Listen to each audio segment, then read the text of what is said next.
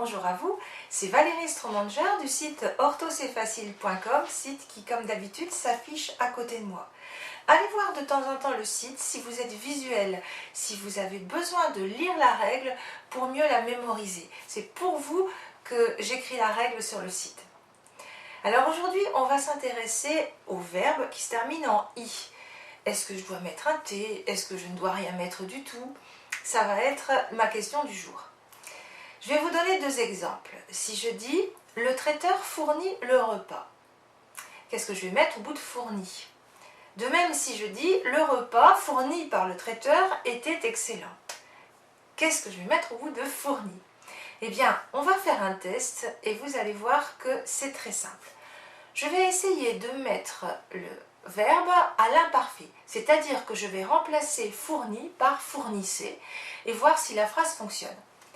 Si je dis « le traiteur fournissait le repas », ça fonctionne très bien, c'est juste mis dans le passé. Mais la phrase est grammaticale. Si je peux faire ça, si je peux mettre le verbe à l'imparfait, alors ça veut dire qu'il est conjugué, qu'il est conjugué au présent ou à l'imparfait, ou au passé simple. Donc, je vais mettre un T. Le traiteur fournit le repas, fournit T. Maintenant, si je dis « le repas fourni par le traiteur était délicieux », le repas fournissait par le traiteur. Je fais le test. Est-ce que ça fonctionne? Non. Là, le verbe n'est pas conjugué. En fait, on a un participe passé. Si vous voulez, vous pouvez vous reporter à une vidéo déjà faite sur le participe passé. Et donc, je ne vais pas mettre de T. Je ne vais rien mettre du tout ici. Le repas fourni, ça s'accorde avec repas, qui est au masculin singulier, donc fourni I. Maintenant, si ça avait été la charcuterie fournie ou la pâtisserie fournie, fourni IE, parce que la pâtisserie est féminin.